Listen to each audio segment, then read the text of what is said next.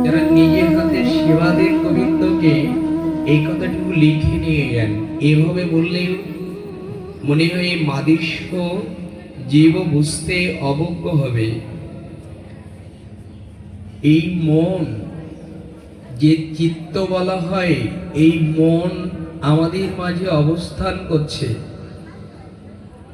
এই মন যদি চঞ্চল স্থির না থাকে, গীতায় জানিয়েছে যার মন স্থির হয় নাই তার কখনো ওই পাত্রে আত্মজ্ঞান।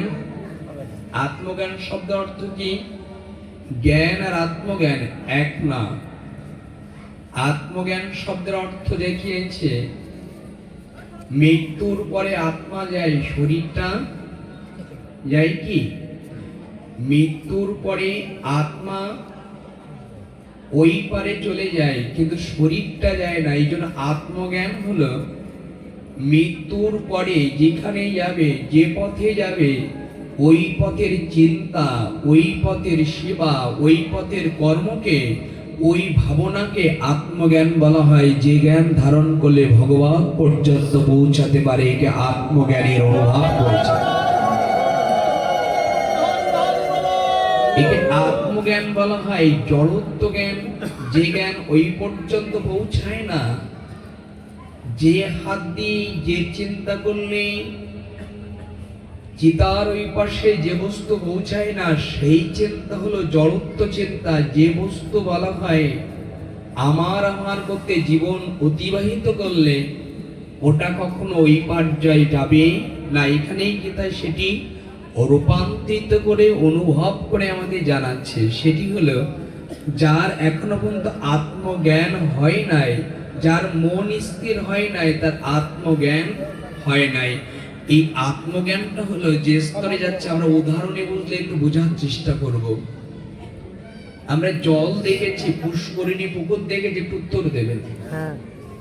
আচ্ছা, পুষ্করিণী পুকুরে বা জলের মধ্যে আকাশের সূর্য দেখা যায়? যায় কি? জলের মধ্যে আকাশের সূর্য দেখা যায়? তা আকাশের সূর্য যদি জলের মধ্যে দেখা যায়, তো ঋষি এসে আকাশের সূর্য যদি জলের মধ্যে দেখা যায়, তাহলে নিখিল ব্রহ্মাণ্ডের যিনি মালিক, আপনার আমার পৃথিবী যিনি সৃষ্টি করেছেন, সেই পরম করুণাময়কে কোথায় দেখা যায়? কি বলেছে? নিখিল ব্রহ্মাণ্ডের যিনি মালিক, তিনি যদি দূরে থাকেন, তাকে কোথায় দেখা যায়? আকাশের সূর্য যদি জলের মধ্যে দেখা যায়, তাহলে উত্তর দিয়েছে যা আছে ব্রহ্মাণ্ডে। কোন ভাণ্ডে? তা আছে হৃদয় ভাণ্ডে। হৃদয় ভাণ্ডটা, চিত্ত মনটা যদি তোমার আয়নার মতো পরিষ্কার করতে পারো, আকাশের সূর্য যেমন জলে দেখা যায়, তোমার হৃদয় মন্দিরে ভগবান কৃপা করে নিখিল ব্রহ্মাণ্ডে থাক, কিন্তু তুমি ওই পাত্রেই দেখতে পারবে যদি তোমার সেই ভাবনা হৃদয়। এই দেখো শিবার অনুরূপটা একটু দেখে নিন, খুব বর্ণনা করে দিয়েছেন। এখানে উত্তর দিয়েছেন যে যদি ভগবান চিত্তরূপে যা আছে ব্রহ্মাণ্ডে, তা আছে মোর ভাণ্ডে, নিজের ভাণ্ডে, তবে দেখা যাওয়ার কথা। দেখা যাচ্ছে না কেন?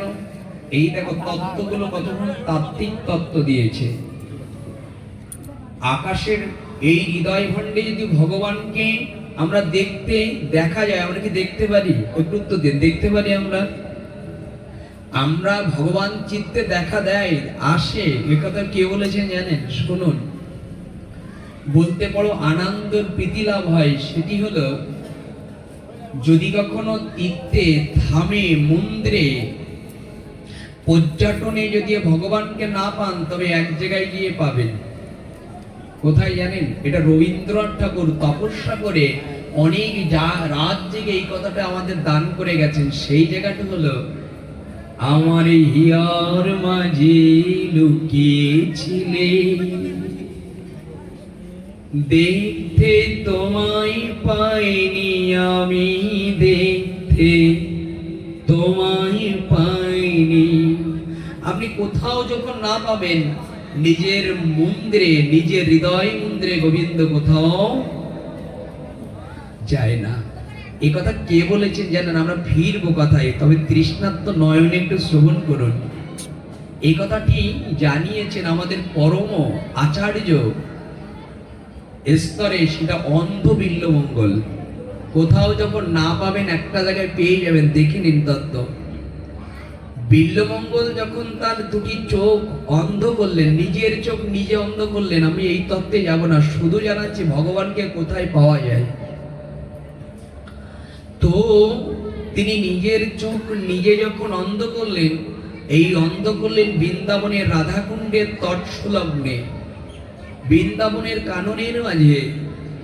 তখন যখন অন্ধ বিল্বমঙ্গল ঠাকুর অন্ধ হয়ে গেলেন, তখন তিনি গোবিন্দের নাম করেন। আর বৈষ্ণবের অদেখায় অন্ধ তো কোনো বৈষ্ণবের গায়ে পরশ লেগে ওই রাধাকুণ্ডের তটে গড়াগড়ি যা দেখতে তো পারে না। গোবিন্দকে জানালেন, চোখ ছিল যখন নারী কামনা দেখেছি, চোখ নেই ভালোই হলো। কোনো সাধু দেখে প্রণাম করিনি আমি, ধুলি গড়াগড়ি দিতে পারিনি, কিন্তু আজ আঁখি নাই। এই আঁখি না থাকার কারণে কোনো বৈষ্ণবের পরশ পেয়ে আমি ধুলে মাপতে পারছি, এই হলো আমার পরম সৌভাগ্য। আঁখি না থাকলেও ভগবানের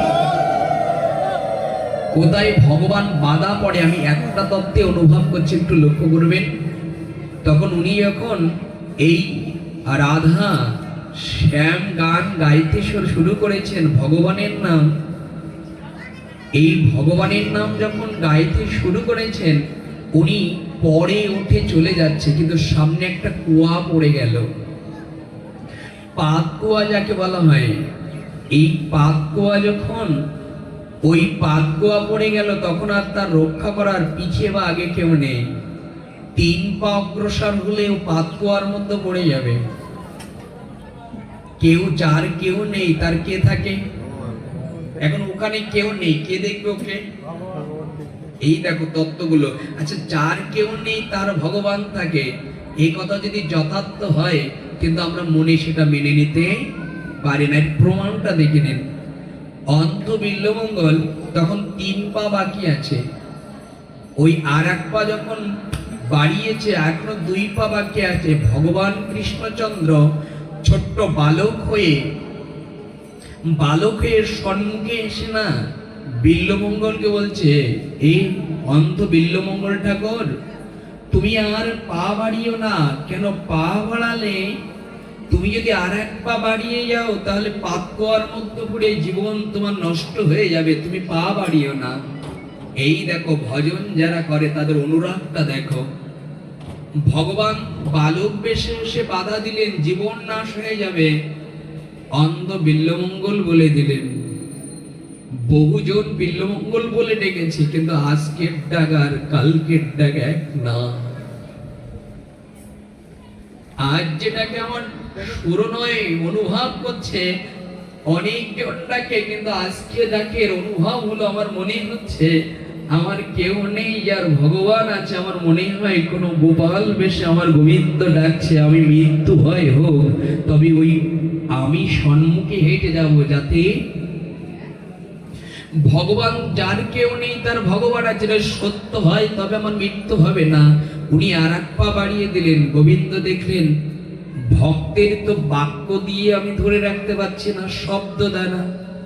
তখন যখন আর 1 পা ঝুঁকিয়ে দেবেন, ভগবান তখন বিল্বমঙ্গলকে পিছনে আটকে ধরলেন। আর যখন আটকে ধরলেন না বালক বেশে, আর বিল্বমঙ্গল বুঝতে পেরেছে তোমার জন্য অন্ধ হয়েছি, তোমার জন্য পথে পথে কেঁদেছি, তোমার জন্য আজ ভিখারি হয়ে এসেছি, তুমি যদি এলে কেন সম্মুখে এলে না? কতদিন কত রাত কোন মা গোপালকে সামনে রেখে অন্ন দেয়, ব্যঞ্জন দেয়, কিন্তু কোনো মা দর্শন পায় না। কতদিন পুষ্প অঞ্জলি দিয়েছি, কতদিন কৃপা করে তুলসী অর্জন করে তোমার চরণে দিয়েছে, কিন্তু সে পায় না। যদি এলে তবে পিছনে কেন, একবার সঙ্গে এসে হৃদয়ে দখল করে দাও, যাতে করে তোমার ওই চরণ থেকে বঞ্চিত না হয়। কি হয়েছিল জানেন বনি? যখন বুকে নিয়ে পরম আনন্দে ভগবান জ্ঞানে বালককে হৃদয় নিয়েছেন, সত্যিই তো তিনি ভগবান। উনি পরম আনন্দ পাচ্ছে বিল্বমঙ্গল। ভগবান দেখলো যে ভক্ত বুঝতে পেরেছে, তখন ভগবান বলছে, অন্ধ বিল্বমঙ্গল আমাকে লাগছে, ছেড়ে দেই, আমার খুবই লাগছে। অন্ধ বিল্বমঙ্গল ভাবলো ভগবানের অঙ্গ সুনির্মল কমল, আমার এই অঙ্গ অনেক শক্ত, লাগতে পারে, ছেড়ে দিয়েছে। আমি এই লীলার আসার একটাই কারণ হলো যে ভগবানকে কোথায় পাওয়া যায়, ভগবান ওখান থেকে চলে যায় না, সেই জায়গাটা দেখানোর জন্য আমি এই লীলার মধ্যে প্রবেশ করেছি। যখন ওই শক্ত কঠোর হাত মনে করে বক্ষ কঠোর ভগবানকে নির্মল কমল অঙ্গটা ছেড়ে দিলেন, আর যখন ছেড়ে দিলেন একটু দূরে গিয়ে কৃষ্ণ উত্তর দিয়েছে, ভক্তের সঙ্গে আনন্দ করছে। কি বলেছিল জানেন? বলেছে, বিল্বমঙ্গল পেয়েও হারিয়ে ফেললে, পেলে কিন্তু তুমি হারিয়ে ফেললে। এই কথাটা আবার রবীন্দ্রনাথ ঠাকুর বলেছেন। মাঝে মাঝে হয়, চিরদিন কেন হয় না, কালো মেঘ আসে আকাশে তোমায় দেখতে। আমাদের হয়, কিন্তু কালো মেঘের মতো অহংকার হিংসা জঙ্গল বাঁধার কারণে আমরা ওই কালো চরণ কৃপা করে মধুময় অনুভব করে কানাইয়ের চরণ আমাদেরও মাঝে মাঝে হয়। কিন্তু কালো মেঘ আসলে যেমন সূর্যের আলোটা পৃথিবীতে প্রতিহত করতে পারে না, আমাদের মাঝে অহংকার হিংসা যখন এসে বাসা বাঁধে তখন আর গোবিন্দকে, কিন্তু গোবিন্দ বলে কথাটা বিশ্রাম দিলেন। এরপর ভক্ত যে কথাটা বলেছেন সেই কথার জন্য এতক্ষণ। এরপরে গোবিন্দ কোথায় থাকেন সেটা দেখে নিন এবার। শ্রীকান্তে আটকা পড়লে গোবিন্দেরও ক্ষমতা নেই আসার। এই দেখো, অন্ধ বিল্বমঙ্গল ভজন করতে করতে কৃষ্ণের সম্মুখে একটা কথা বলেছিল। সেই কথাটি হলো, কৃষ্ণ তুমি বলেছো আমি পেয়েও হারিয়ে ফেলেছি, এটা বলতে পারো, কিন্তু শুনে রাখো নিখিল ব্রহ্মাণ্ডের ভগবান তুমি, তুমি যদি এই কথা বলতে পারো পেয়েও হারিয়ে ফেলেছি, এটা সত্য বটে, আমার হাত থেকে চলে যেতে পারো, আমার দেহ থেকেই স্পর্শ শূন্য হয়ে চলে যেতে পারো, কিন্তু কোন ভক্ত যদি হৃদয় দিয়ে চোখের জল ফেলে এই মন্দিরে তোমাকে আটকে রাখে, তুমি গোবিন্দ কখনো কোনোদিন ওখান থেকে যেতে পারবে না, আমার হাতের বাইরে যেতে পারবে, কিন্তু হৃদয় মন্দির থেকে তুমি যেতে। শুধু এইটুকু কথার কারণে আমরা এখানে এলাম। ভগবান কৃষ্ণচন্দ্র বলেছেন বাইরে, বিল্বমঙ্গল বলছে ভগবানকে তুমি বাইরে চলে যেতে পারো, তুমি হাত থেকে চলে যেতে পারো, কিন্তু আমার দেহ দিয়ে আমার হৃদয় মন্দিরে যদি কৃপা করে প্রেম আর ভক্তি থাকে ওখান থেকে তুমি চলে যেতে পারবে। আমি এতক্ষণ যে লীলার মধ্যে স্মরণ করার প্রচেষ্টা করছি রাধা মাধবের কৃপায়, সেটা হলো যার মন স্থির হয় নাই তার কখনো, কি বলেছি মনে আছে কথাটি, তার হৃদয়ে কখনো জ্ঞান অর্জন হয় নাই। এই জায়গায় আমরা ছিলাম, অর্থাৎ যা আছে ব্রহ্মাণ্ডে তা আছে নিজ ভাণ্ডে। আকাশের সূর্য যদি জলে দেখা যায় তাহলে আমার গোবিন্দ কেন আমার হৃদয়ে দেখা দেবে? খুব তীক্ষ্ণ কথাগুলো একটু শ্রবণ করবেন। এই জায়গায় দাঁড়িয়ে আকাশের সূর্য যদি জলে দেখা যায়, আমার হৃদয় মন্দিরে ভগবানের অবশ্যই দেখা মিলবে। শৃগাল কুকুর অন্য অন্য বৃক্ষলতার প্রাণে এবং হৃদয়ে দেখা না দিতে পারে, কিন্তু এই দেখা দেওয়ার জন্য এই দেহ গঠিত ভগবানের। শুধু এই ভজনের দেহে ভগবানকে পাওয়া যায়। দেখো, কিন্তু দেখা যায় না কেন?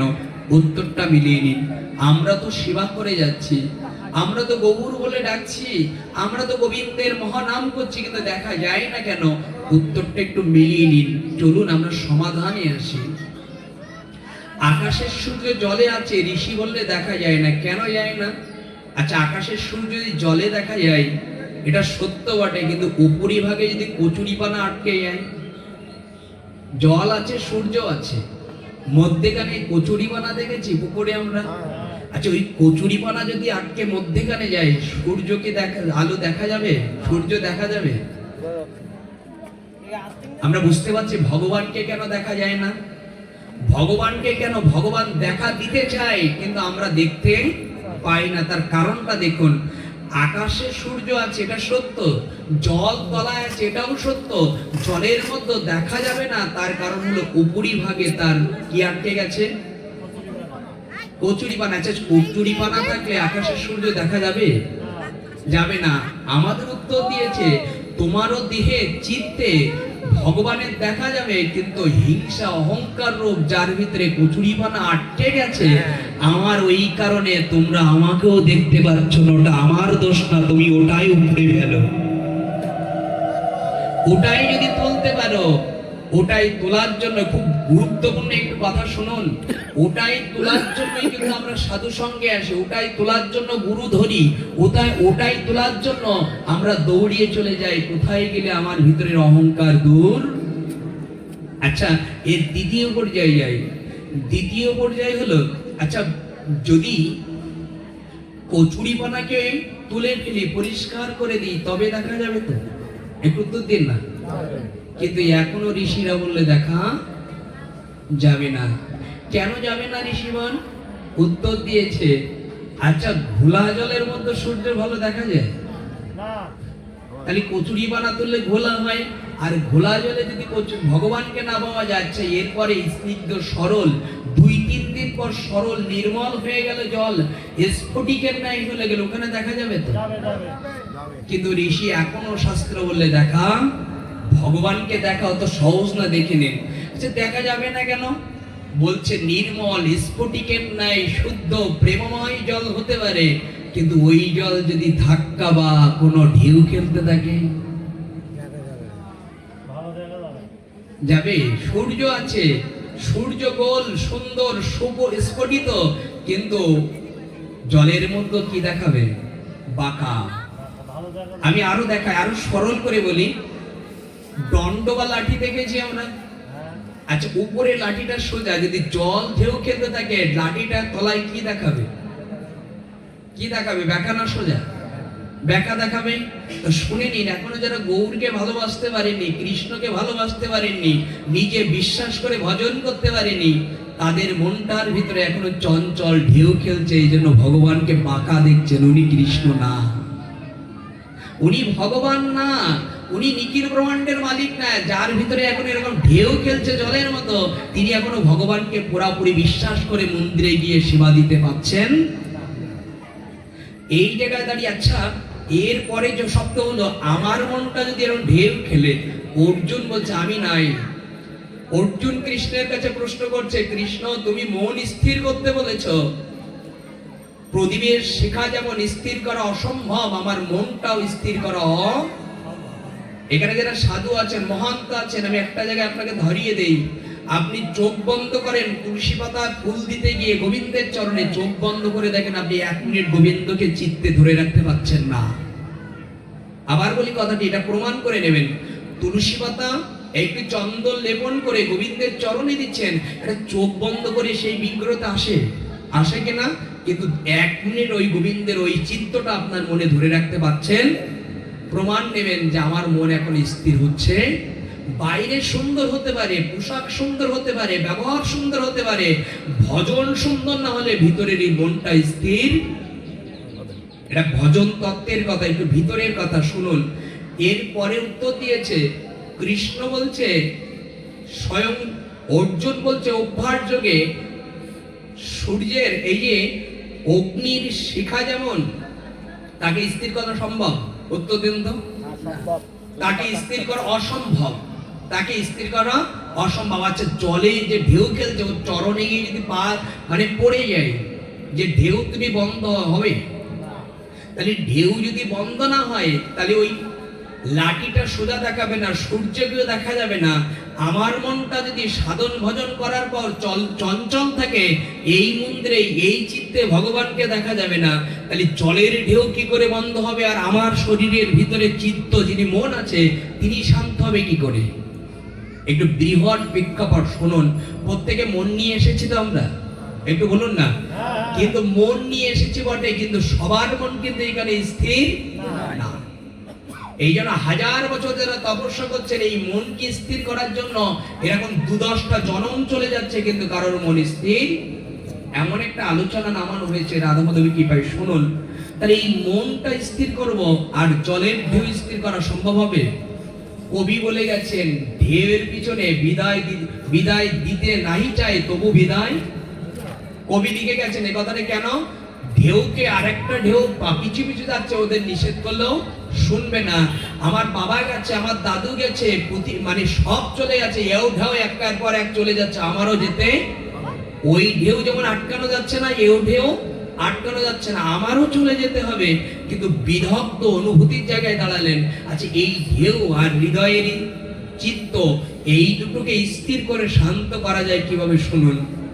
আচ্ছা, জলের চরণে প্রণাম বা নিবেদন পূজা করলেও আপনি লক্ষ কোটি টাকা দিয়ে গঙ্গা মায়ের চরণে যদি পূজা করেন, আচ্ছা গঙ্গা কি সাগরের সমুদ্রের এই জল স্থির হবে?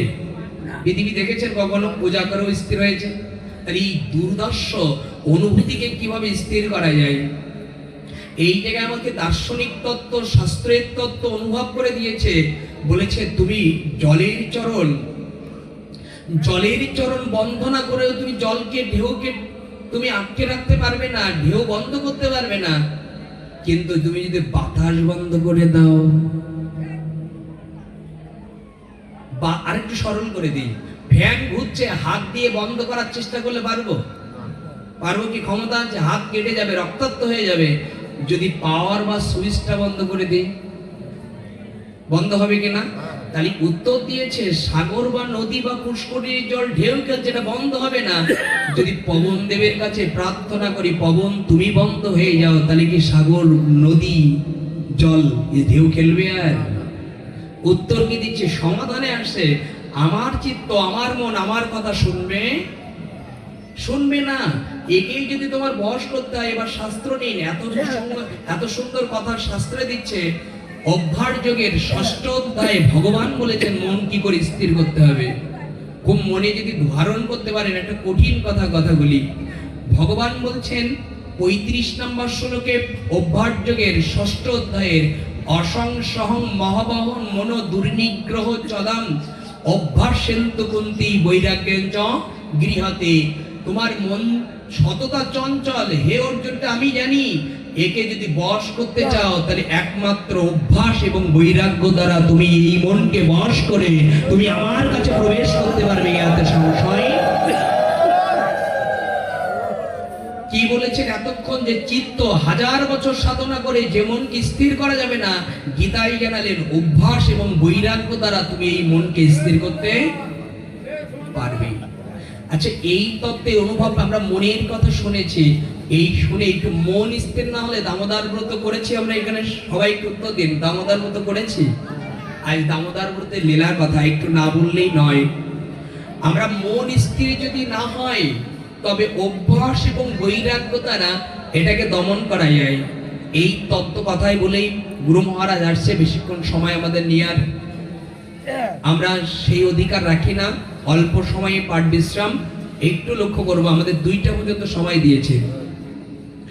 এই জায়গায় দাঁড়িয়ে মন যদি স্থির করতে হয়, কিসের প্রয়োজন একটু বলুন না? কি বলেছি? 2টার জায়গায় আমরা এসে বেঁধে গেছি। কি? অভ্যাস আর কি? এটা একটু অনুভব করে হৃদয় নেবেন। এটা সাধারণ কথা নয়। আপনার মন বন্ধ হয়ে যাবে, স্থির হবে, ভগবত প্রীতি পাবে শুধুমাত্র যদি অভ্যাস আর বৈরাগ্য থাকে। গীতায় বলেছেন। এখন এই জায়গায় এসে আমরা থেমে গেছি। অভ্যাস, আচ্ছা দামোদর ব্রত আমরা অভ্যাস করেছি তো? একটু বলুন না। দেখেন গীতায় যা বলছে, দামোদর ব্রতেও আবার তাই বলছে। কেন দামোদর ব্রত? এতটা পথ এগিয়ে আসার মূল হলো এই জায়গাটা নিয়ে আসা আমাদের। অর্থাৎ অভ্যাস আর বৈরাগ্য, মন যদি স্থির না হয় ভগবানকে পাওয়া যাবে না। তো এই জায়গায় দাঁড়িয়ে আমাদের স্তর দিয়েছে, যে স্তরণ করে দিয়েছেন সেটি হলো কি জানেন? সেটি হলো যে স্তরণ করে দিয়েছেন অভ্যাস আমাদের ভিতরে ছিল তো দামোদর ব্রতে? একটু বলুন না, অভ্যাস ছিল? আচ্ছা, অভ্যাস করলে কি হয়? আমরা একটা উদাহরণে আসি, আনন্দ পাবো। আমরা দুধ দেখেছি। আচ্ছা, দুধ যদি জলের মধ্যে দিয়ে দেয়, হাতের পরে দিয়ে দেয়, ও কি লাগবে? জলে কি ভাসবে দুধ? না। দুধ কি হবে? দুধ কিছুক্ষণ পর জলের সঙ্গে মিশে যাবে। আর আমি যদি হাতে দুধ দিই, কিছুক্ষণ পর জল দিয়ে ধুলে সেটা উঠে কিন্তু জলের মধ্যে এমন বস্তু আছে, অভ্যাস করতে পারলে, মন্থন করতে পারলে ও জলে ডুববেও না, হাতে দিলে উঠবেও। কি দুধের মধ্যে আছে দেখেন, অভ্যাসের মতো কি আছে, দামোদর ব্রতেই কি আছে একবার দেখে নিন। যারা দামোদর ব্রত অভ্যাস করেছেন এই কথা শুনলে না আনন্দ পাবেন। উত্তর দিয়েছে, এই যে দামোদর ব্রতের সময় যশোদা মা কি করতেন? রাজকুমারের জন্য, নিজের সন্তান ভগবানের জন্য কি জন্য দধি কি করতেন? মন্থন করতেন না অন্য কিছু করতেন? আচ্ছা, ভগবানের জন্য তিনি রাজরানী, তার দাসী থাকার কথা, ভালো করে বুঝবেন, তার দাসী থাকার কথা, তার প্রহরী থাকার কথা, নিজে কেন মন্থন করতে? তার জন্য বুঝালেন এই ইঙ্গিতে, তোমরা 5 জন বাড়ি থাকবে, 10 জন পরিবারে থাকবে, তুমি এমন কথা বলো না আমার মা মন্দিরে গেলে আমার হয়ে যাবে, আমি একজন পূজারী রেখেছি ও পূজা করলে আমার হয়ে যাবে। এটা যশোমতী মা জানাচ্ছে, তোমার সেবাটা অন্যের দিয়ে হবে না, ভগবানের সেবা যেমন আমি মা যশোদা করছি, তুমি যদি ভগবানকে সেবা দিতে দাও তাহলে নিজের হাত দ্বারা গোবিন্দে চলে যাও, নিজের হাত দ্বারাই চলে যাও। তুমি নিজের হাতে সেবা করো, অন্যের ভরসা করো না। নিজে খেলে যেমন অন্যের পেটে যাবে না, আর অন্যের সেবা করলেন, অন্যের পূজা করলে তোমার কোনো কাজে আসবে না। আমরা সনাতন ধর্মের যারা জন্মগ্রহণ করেছে, আমরা মন্দিরে সকলে যেতে, এই কথাগুলি আজ নয়, কোনোদিন পালে আমরা সেই স্তরে যাব। আমরা স্তর অনুভূতি করছি, যে স্তরটা সেটি হলো পরম অভ্যাসের স্তর। আচ্ছা, এই ব্রতে আমরা অভ্যাস করেছি তো, মনে আছে? অভ্যাস কি করেছি? প্রভাতে আমরা জাগর, এই দেখেন, এই কথাগুলি একটু শুনুন, এবছর কাজে না লাগতে পারে, সামনে কাজে লাগবে। এই দামোদর ব্রতের 5টি স্তম্ভ আছে। এই স্তম্ভ না থাকলে, যেমন বাড়ির পিলিয়ার বা না থাকলে বাড়ির ছাদটা নষ্ট হয়ে যায়, এই 5টা স্তম্ভ না থাকলে এই দামোদর ব্রত টিকে থাকতে পারে না, প্রলম্বিত হবে।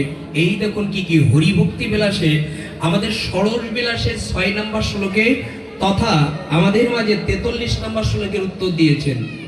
এই 43 নম্বর শ্লোক উত্তর দিয়েছেন 5টা। কি কি উত্তর দিয়েছে? হরি জাগরণম, প্রাতে স্নানম, তুলসী সেবনম, উদ্যাপনম, দীপদান, কার্তিক নরা, কার্তিক ব্রতম। উত্তর দিয়েছে এই 5টা যারা ঠিক রাখতে পেরেছেন তাদের দামোদর ব্রত শাস্ত্র হিসাবে যথার্থ আছে। আমরা সেটা দেখে নিই। প্রথমে বলেছে জাগরণ করা, কি করা? দ্বিতীয়টা বলেছেন যে স্নান করা, তৃতীয়টা বলেছেন তুলসী সেবা করা, চতুর্থে বলেছেন উদযাপন করা, পঞ্চমে বলেছেন দীপ কি করা? এই তো এই জায়গায় আমরা ব্যর্থ হয়েছি, দীপ জ্বালার কথা বলা হয়নি। দীপ জ্বালার কথা বলা হয়নি, বলবো কখন? ভাঙতে গেলে তো ভক্তির দিকে যেতে পারবো না। উত্তর দিয়েছে যারা দীপ জ্বেলেছি, দীপ জ্বালার কথা প্রলব্ধিত বলা হয়নি।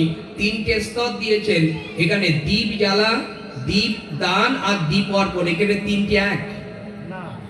আমরা কি করেছি? এই দিনগুলো অতিবাহিত অভ্যাসে পরিণত করেছি, কিন্তু কি করেছি আমরা এটা একটু লক্ষ্য রাখেন। এগুলো আগে শুনতে হয়, নাহলে মনে ব্যথা হয়। দীপ জ্বালা শব্দের অর্থ অনুভব করুন, একটা দ্বীপ নির্বাপিত আর একটা দ্বীপ জ্বলছে। আচ্ছা, যদি যে দ্বীপটা নির্বাপিত, নিভানো, ওকে আলো দিতে পারবে? নিভানো তো। তাই এই দ্বীপের সঙ্গে যদি আলিঙ্গন হয় তাহলে ওই দ্বীপটা জ্বলবে কিনা? কোনো দেশলাই দিয়ে, কোনো গ্যাস লাইট দিয়ে যদি নিভানো প্রদীপটা, নিভানো প্রদীপটা আমি আগুন দিয়ে, তাকে কি বলা হয়? জ্বালানো। তাহলে আপনারা কি বলেছেন? দ্বীপ জ্বালানো। কিন্তু এখানে বলেছেন দ্বীপ জ্বালা হতে পারে, দ্বীপ জ্বালানো হতে পারে, কিন্তু হরিভক্তি বিলাসে বলেছেন দ্বীপ জ্বেলো না তোমরা, দ্বীপকে অর্পণ বা দান করতে শেখো। শুধু দ্বীপ জ্বেলো না, তোমরা এটা অর্পণ বা দান করতে শেখো। তোমরা যখন প্রদীপ নিয়ে দাঁড়িয়ে যাও পথে বা মন্দিরে বা তুলসী কাননে, আমি গোবিন্দ দূর থেকে তোমার ওই দ্বীপটা কৃপা করে দেখতে থাকি। শুনুন কথাগুলি। এই আকাশে যারা দীপ দান করেছেন, পূর্ণ স্তর কলেবরের সঙ্গে দান করেছেন, এই দান শব্দের অর্থটি একবার দেখে নিন। জ্বালার দান এক হয় না। আচ্ছা, হাতে যদি একটা দীপ নিয়ে গোবিন্দকে নিবেদন করে আমি সলিলে, গগনে বা মন্দিরে বা তুলসী কাননে আমি যদি দীপ দান করি, দান শব্দের অর্থ কি? দান শব্দের অর্থ কি জানি আমরা? দান শব্দের অর্থ আমাদের বিজন দাদা আছে, বিভিন্ন জায়গায় দান করে, কিন্তু ওনার মুখে এতক্ষণ কথা শুনলাম না যে আমাদের অমুক জায়গায় এই দানটা করেছি। অর্থাৎ দানের শব্দ হয় ডান হাত দিয়ে দান করবে, বাঁ হাত যেন, একে কি দান বলা হয়? কিন্তু আমাদের দ্বীপ যখন জ্বালিয়েছি বলেছি আমার শরীরটা ভালো রাখো, আমার পরিবারটা ভালো রাখো, আমার যেন ধন হয়, আমার যেন মেয়ের বিয়েটা ভালো হয়, আমার ছেলেটা যেন পাস করতে পারে, তাহলে দ্বীপ কি দান হলো? আমরা এই মাসে কি করেছি ভাবতে পারছেন? ভুলগুলো কোথায় হচ্ছে? বলেছে তোমার যেখানে আসক্তি থাকবে আমি গোবিন্দ সেখানে থাকবো। আসুন, অর্থাৎ দ্বীপ জ্বালা, অর্থাৎ কোন কামনা বাসনা পরিত্যাগ করে যদি গোবিন্দের উদ্দেশ্যে, একমাত্র গোবিন্দ আনন্দের উদ্দেশ্যে কেউ যদি দ্বীপ জ্বালে, বলছে ওটা দ্বীপ জ্বালা হয় না, ওটা দ্বীপ দান। আমি গোবিন্দের জন্য জ্বালছি, গোবিন্দের আনন্দের জন্য জ্বালছি, এটা আমার কোনো কর্তৃত্ব নয়। এটাই যদি কারো দ্বীপ জ্বেলে থাকে, দ্বীপ দান হয়েছে। আর দ্বীপ অর্পণ কাকে বলা হয়? অর্পণ শব্দের অর্থ, একটা মেয়ে যুবতী, একটু উদাহরণ দিয়ে বলি তবে আনন্দ পাবেন, সময় কম। একটা যুবতী মেয়েকে যখন বিবাহ একটা ছেলের কাছে কি করা হয়? অর্পণ তো অর্পণ করা হয় না? আমি কি বলেছি? দ্বীপ অর্পণ করা, দ্বীপ দান করা, দ্বীপ জ্বালা, তিনটি শব্দ জেনে নেন। এখন কাজে আসবে না, তবে এটা ভুলটা ভাঙবে, আগামী দিন কাজে আসবে। দ্বীপ অর্পণ শব্দটা কুমারী মেয়ে বিবাহের সময় মা বাপ যেমন ছেলেটার হাতের উপরে হাত রেখে মেয়েটাকে অর্পণ করে, তার কোনো অধিকার থাকে না। এই দেহের ভিতরে যা কিছু আছে, 10 ইন্দ্রিয়, ষড়রিপু যা কিছু আছে, গোবিন্দের পরে নয়, কৃপা করে অর্পণ করে দিতে হয়। গোবিন্দ তোমার হতে এসেছি, তোমার করে নাও। এই দ্বীপের সঙ্গে নিজেকে অর্পণ করার নামই হলো দ্বীপ। হয়েছে আমাদের? ভালো করে বুঝবেন কথাগুলি কোন স্তরে দিয়েছে। অর্পণ করলে কি হয়, এই কথা বলে আমরা কিছুক্ষণ, এই দ্বীপ যদি কারো অর্পণ করে থাকেন, এই অর্পণ করলে কি হয় শুনে রাখুন। যদি কেউ অর্পণ করতে পারেন, তাহলে ভগবান জানাচ্ছেন বাইরে যে দ্বীপ জ্বালছেন, এই দ্বীপ তো সারা বছর জ্বলছে না। সারা বছর দ্বীপ, সারা মাসে দ্বীপ দিয়ে যাচ্ছি, কিন্তু কি পাচ্ছি আমরা? উত্তরটা নিয়ে নিন। দ্বীপের মাহাত্ম, 4টি মাহাত্ম এরকম ভেঙে ভেঙে আলোচনা করার সময় নেই। কোনো একদিন দামোদর ব্রতে আসলে এগুলো সময় দেওয়া যাবে। শুধুমাত্র শুনে নিন, যারা দ্বীপ অর্পণ করে কি হয়।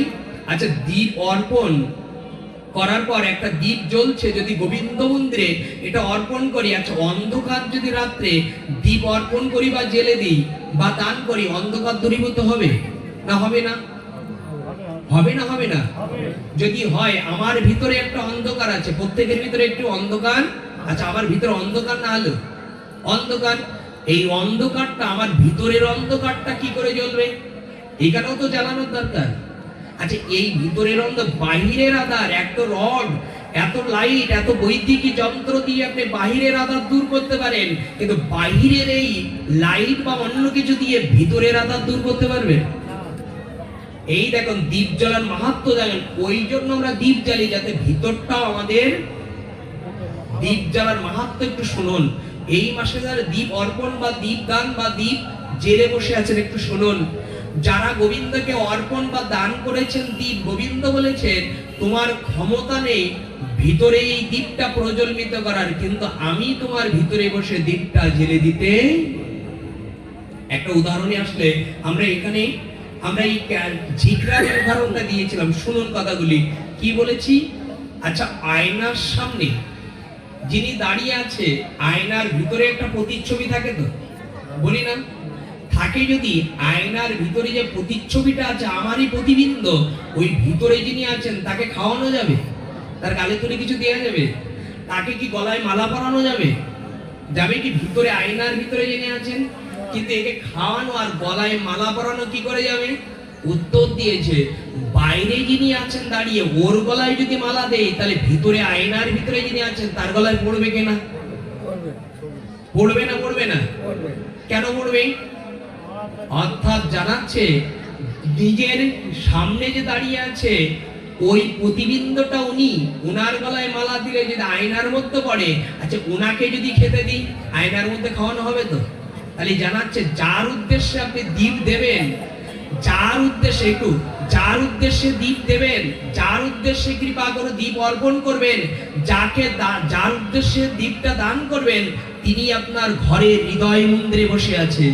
আপনি যদি ভগবানকে দীপ দেখাতে পারেন, গোবিন্দ বলেছে হৃদয় অন্ধকার আছে, তুমি জ্বালতে পারবে না। আয়নার মধ্যে যেমন মালা পড়ে গেছে, আয়নার মধ্যে যেমন খাদ্য পড়ে গেছে, বাইরে দিলে তুমি যদি বাইরে দীপ জ্বালতে পারো, তাহলে আমি হৃদয় মন্দিরে বসে তোমার হৃদয়টা আমি আলো জ্বেলে দেবো, যদি দীপ জ্বালাতে পারি। এই জন্য না, এই মাসে আমরা দীপ জ্বালি একটাই কারণে, যদি আপনারা এই বাইরের দীপটা একটু জ্বালিয়ে গোবিন্দ দেখে সবাই একটু এগিয়ে গিয়ে বসি, জায়গা অনেক কম হয়েছে, অনেক ভক্ত আসছে, নিবেদন করছে কৃপা করে একটু এগিয়ে গিয়ে বসুন। সবার কল্যাণ করতে একটু জানানো হচ্ছে, একটু এগিয়ে বসুন। এই কথার সমৃদ্ধিতে দামোদর ব্রতের স্নিগ্ধ স্তরে জানিয়েছেন, কিন্তু এই স্তরে আমরা দেখতে পাচ্ছি যে রাধে রাধে আমাদের গুরু মহারাজ আসছে, কৃপা করে তাদের তার কল্যাণ করতে শ্রী তাই গৌর বিধি প্রেমানন্দে হরি হরি বল। জয় শ্রী রাধে, জয় নিতাই, জয় গুরু হরি বল।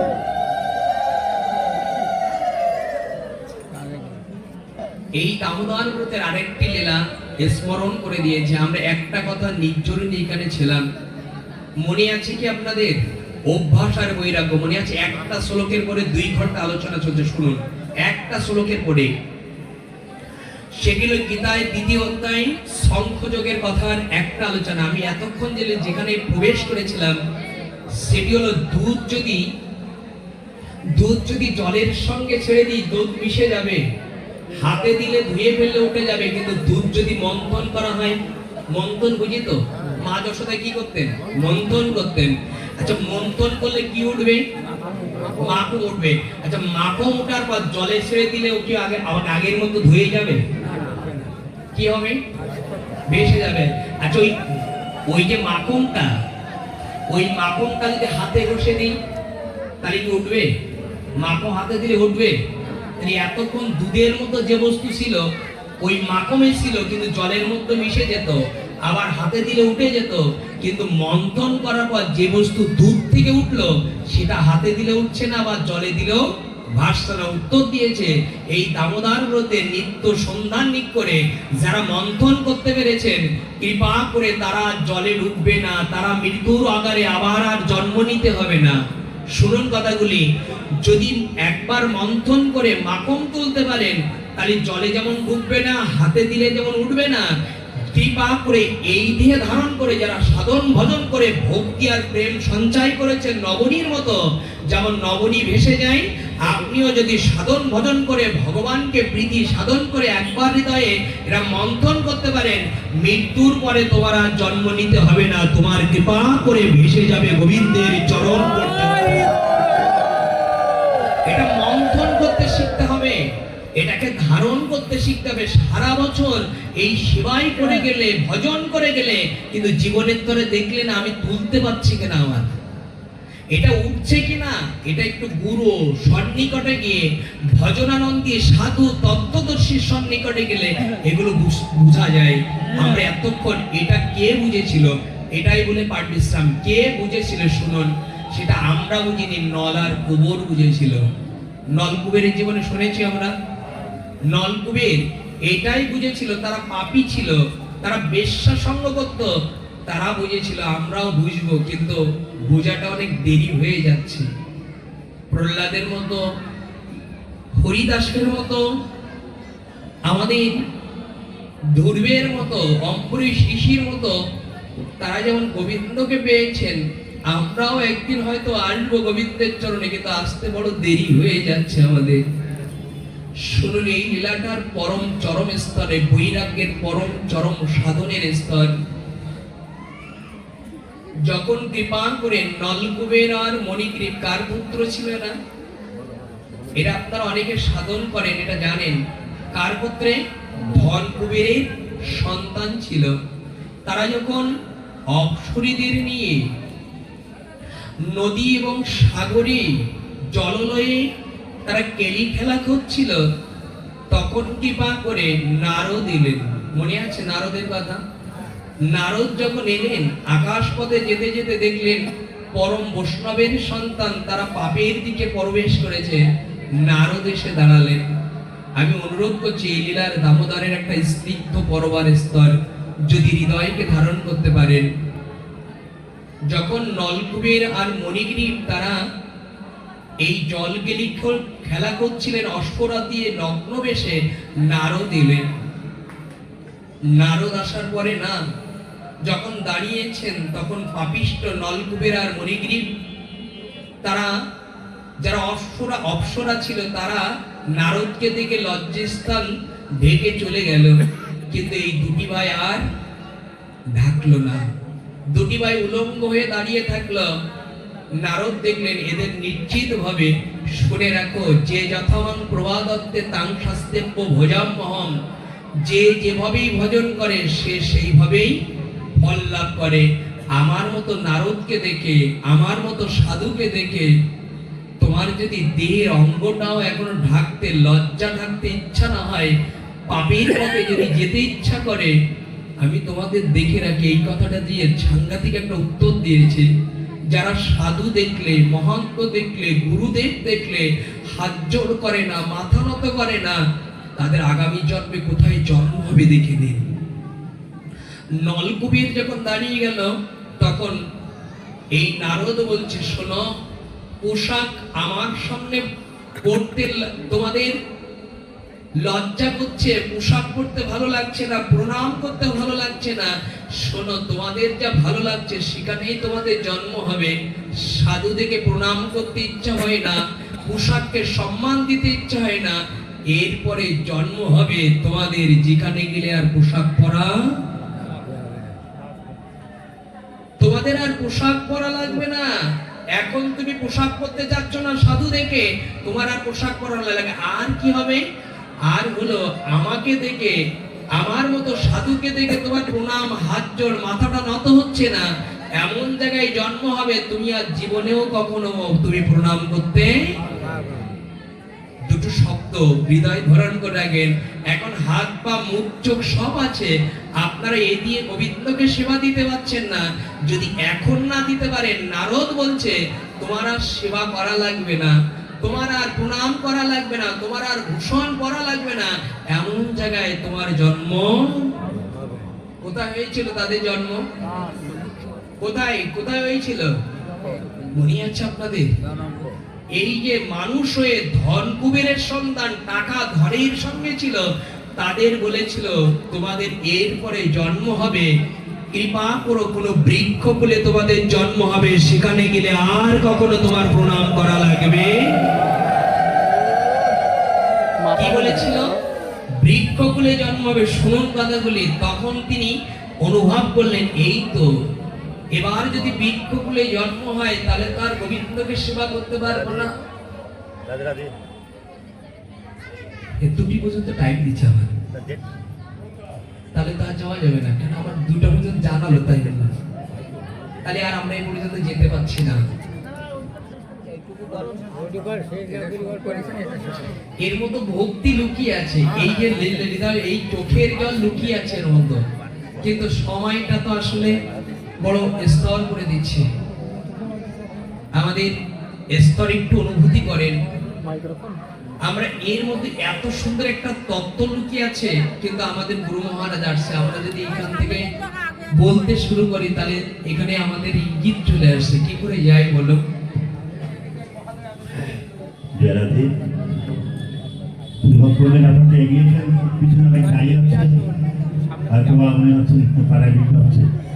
আপনাকে অনুরোধ করছি, আপনাকে এগিয়ে এগিয়ে আছেন। অনেক ভক্ত দাঁড়িয়ে আছে, বসে জায়গা করে দিন।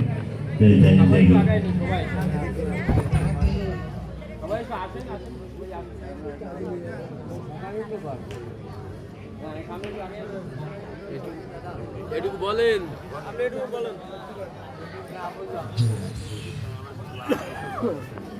জয় শ্রীরাধে, জয় নিতাই। আমার দুটো পর্যন্ত অনুভব দিয়েছিল, তারপরে পাটের সংলগ্ন যেতে চাচ্ছিলাম সেই দিকে। তো একটু একটু স্মরণ করুন, এখানে বড় প্রেম ভক্তি লুকানো আছে। রাধি, এর মতো ভক্তি লুকানো আছে। দেখুন না, আপনি আমি এখানে বসে আছি, এখন ভজন করা যাবে, সাধন করা যাবে, হাত দিয়ে তুলসী পাতা তুলে গোবিন্দের চরণে নিবেদন করা যাবে, চোখের জলে গোবিন্দকে ভাসা যাবে। কিন্তু বলি তোমাদের যারা বসে আছো, কৃষ্ণ বলিতে যার না হয় প্রেমের অঙ্কুর, বুঝিবে হৃদয়ে অপরাধ প্রচুর। ভগবানের কথা শুনতে শুনতে এখনো যারা চোখে জল আসে না, মনে করতে হবে আমার মতো অনেক জন্ম জন্মান্তরের অপরাধ আছে, আমার ভিতরে পাষাণ গলে যায়। বৃক্ষরাও কাঁদে, বংশীর ধ্বনি শুনে সকল গোপীরা কাঁদে, কিন্তু ভগবানের ধ্বনি শুনে আমরা কাঁদতে পারছি না। গোবিন্দ বলেছেন, কৃষ্ণ বলিতে যা কৃষ্ণের চরণে জল ও তুলসী দেয় যেই জন, তারই কিনি শুধিতে আমি করিও চিন্তন। যদি কেউ কৃপা করে ভগবান পাঠে বসে, হরিকথার মাধ্যমে বসে কোন ভক্ত যদি এক ফোঁটা নয়ন জল গোবিন্দের চরণে দিতে পারে, গোবিন্দ বলেছেন আমি তার কাছে ঋণী হয়ে যাই। আমি তার কাছে বড় ঋণী হয়ে যাই। যদি পারেন, যদি সম্পদ থাকে, একটু গোবিন্দকে দুটা নয়ন জল দিন। নিজের ছেলে যেদিন পর করে দেবে না, বল হরি বলবে, চিতায় তুলবে, কলসি বাটাবে, ও নিজের পথ নিজে দেখে নেবে, কিন্তু এখানে এক ফোঁটা নয়ন জল দিতে পারলে আমার গোবিন্দ ওই পর্যন্ত তোমার জন্য থাকবে। কি শব্দ ব্যবহার করেছে দেখুন, মণিগ্রীব আর নলগ্রীব, তারা দুটি ভাই ওই সময় বুঝতে পারিনি, কিন্তু পরে বুঝতে পারে নারদের দুটি চরণ জড়িয়ে ধরে কাঁদলো। নারদ সাধু, আমরা বুঝতে পারিনি, অজ্ঞান ছিলাম, দয়া করে ক্ষমা করে দাও, বৃক্ষ জন্মে অনেকদিন কোনো অনেক কষ্ট করতে হবে। নারদ জানালেন, মানুষ দেহ পেয়েছ। ওগো, নারদ যেন নলকুবেরকে বলছেন না, নারদ যেন আমাদের বলছে, সাধু হয়ে লীলা করে আমাদের জানাচ্ছে, ওগো মানুষ, তোমাদের বৃক্ষ কুলে যেতে হবে না, তোমাদের পশু কুলে যেতে হবে না। যদি তোমরা হাত দিয়ে হা গোবিন্দ নম বলে একটা পুষ্প তুলে আমার চরণে নিবেদন করতে পারো, কখনো তোমাদের ওই কুলে জন্ম হবে না। শোনো, নারদ কি শব্দ দিয়েছে, তুমি নিত্য কৃপা করে মাথাটা নত করো, তুমি একটা তুলসী পাতা তুলে হাত দিয়ে গোবিন্দের সেবা দাও, মুখে গুণগান করো, দামোদর ব্রত একাদশী থাকবে, মৃত্যুর পরে কখনো তোমার আর পশু কোলে জন্ম হবে না, বৃক্ষ কোলেও জন্ম হবে না। আমার মনে হয় এই জন্ম চলে গেলে, এই জন্ম চলে গেলে আর ভজন হবে না, আর হরি বলে কাঁদা হবে না, আর কৃপা করে গোবিন্দ বলে হা গোবিন্দ, গৌর বলে নিতাই বলে কখনো চোখের জল ভাসিয়ে ওখানে যেতে পারবো না, এখন বলবো না। আমরা না এখন এগুলো বুঝবো না, যখন মৃত্যুর পরে কেউ থাকবে না, চিতার ওই পাশে আমার একা একা কাটাতে হবে, আমার দিনগুলো আমার কমতে হবে। মৃত ব্যক্তি আগে যখন কেউ তার ভালো দেখে না, একটা কামড়ায় জন্ম, কামড়ায় অবদ্ধ থাকতে হয়, আজকে বৃক্ষ জন্মের পরে যখন দাঁড়িয়ে গেছে না, তখন কৃপা করে ওই এক পায়ে দাঁড়িয়ে শুনুন কথাগুলি। যারা এই হাত দিয়ে ভজন করবেন না, মুখ দিয়ে গোবিন্দ সেবা করবেন না, যারা কৃপা করে সাধু সেবা পদধূলি অঙ্গনে আলিঙ্গন করতে পারবেন না, উত্তর দিয়েছে আগামী জন্ম তোমার জন্য ইঙ্গিত দিয়েছে কোন বৃক্ষ কুলে জন্ম হবে। আর তাই হয়েছিল। এই নলকূপের পরবর্তীতে কিসের জন্ম হলো? জামালার অর্জুন বৃক্ষ হলে তারা জন্ম নিয়েছিল বৃন্দাবনে। তারা যখন এক পায়ে দাঁড়িয়েছিল, কতগুলি ডুকরে ডুকরে কাদার মতো জামাল অর্জুন বৃক্ষ হয়ে যখন বৃন্দাবনে 100 বছর, 1-2 বছর নয়, 100 বছর দাঁড়িয়ে স্বপ্নে যখন বৃন্দাবনে যায় না, তখন ওই জামাল আর অর্জুন দুটি বৃক্ষ হয়ে, এই বৃক্ষেরও ভিতরে প্রাণ আছে, তারাও বৃক্ষেরও কথা বলতে পারে।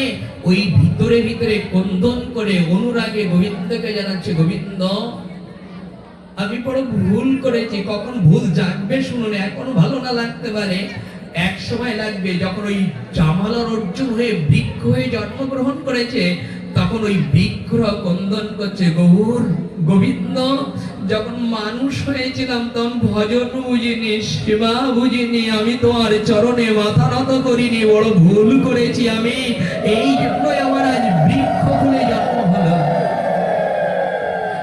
এখন ভালো লাগবে না, এর পরে যদি বৃক্ষ ফুলে আসতে হয়, এর পরে যদি শিগাল কুকুরে জন্ম নিতে হয়, তখন আর সাধু সঙ্গ দেখলেও তুমি যেতে। আমি অনুরোধ করে যাব, আপনাদের চরণে নিবেদন করে যাব, এই জন্ম পেয়েছেন, আর এই জন্মে ভগবানকে সেবা অর্চনের সাধনের পথে যাওয়া যাবে, কিন্তু এই জন্মটা নষ্ট না করে ভগবানের সেবার দিকে এগিয়ে নিয়ে যাও। যখন জামাল অর্জুন দুটি বৃক্ষ কাঁদলেন, 100 বছর তাকিয়ে দাঁড়িয়ে থাকলেন, গোবিন্দ কৃপা করে এই দুটো বৃক্ষের জন্য, নারদের অভিশাপ মোচন করার জন্য ভগবানের পরশে মুক্তি হবে। আজকে ভগবানের পরশে জামাল অর্জুন দুটি বৃক্ষে, ঝড় নেই বাতাস নেই, ভেঙে পড়লেন। এরপরে কি হলে জানেন? যখন তারা দুটি দিব্য শরীর প্রাপ্ত হয়ে গেল, এই দেখুন তারা বৃক্ষরা কি বলছে, ভগবান কি বলছে শুনুন। ভগবানকে বলছে, ভগবান এরপরে যদি কখনো কখনো এই জন্মের পরে বুবক হয়ে জন্ম না হতে হয়, যদি বাক্য থাকে, ওই বাক্য ওই মুখে তোমার নাম ছাড়া আর অন্য নাম করব না, আমি কথা দিলাম। বৃক্ষ জনিতে প্রবেশ করার পর আমরা বুঝেছি, যদি ওই জন্মে কোন কৃপা করে আঁখি থাকে, ওই আঁখিতে যেন তোমার নামে কৃপা করে বন্ধনরত থাকতে পারি। প্রভু ওই জন্মে যদি হাত থাকে, হাত দিয়ে যেন তোমার সেবা করতে পারি, শ্রবণাম তব কথা যেন শুনতে পারি। গোবিন্দ এরপরে জানাই তোমার চরণে যদি আঁখি থাকে, তারে যেন সাধু সেবা করতে পারি। গোবিন্দ প্রশ্নের উত্তর দিয়েছে, তোমার হাতটা দিলে, তোমার বদনটা দিলে, পাটা দিলে, আঁখি বা দৃষ্টিটা কেন তুমি সাধুর দিকে দিলে, সাধু সঙ্গের দিকে দিলে? সেটাও তো আমার দিতে পারতে। যমন অর্জুন বলেছে, প্রভু আমি অনুভব করেছি, সব দিয়েছি, আঁখিটা আমি সাধুর দিকে ফিরিয়ে দিয়েছি। এই কারণে যদি নারদের মতো সাধু দর্শন না করতাম, তাহলে তোমার মতো ভগবানকে আজকে আমি পাপে পেতাম না। এই জন্য আমি মনটা, আঁখিটা কৃপা করে সাধুর দিকে দিয়েছি। নারদকে পেয়েছি বিদায় তোমার মতো ভগবানকে পেয়েছি, তাই নিত্য যেন আমি সাধু দর্শন করতে পারি, যাতে তোমার মতো ভগবানকে আমি পেতে পারি। আমরা ভক্তির অঙ্গনে প্রবেশ না করে, মহাত্মা প্রবেশ করেছে তার দিকে দৃষ্টি রেখে আমরা সংক্ষিপ্ত প্রবেশ করে এই ছোট্ট আলোচনার আমরা এখানেই বিশ্রাম রইল। শ্রী শ্রী নিতাই গৌর প্রেমানন্দে।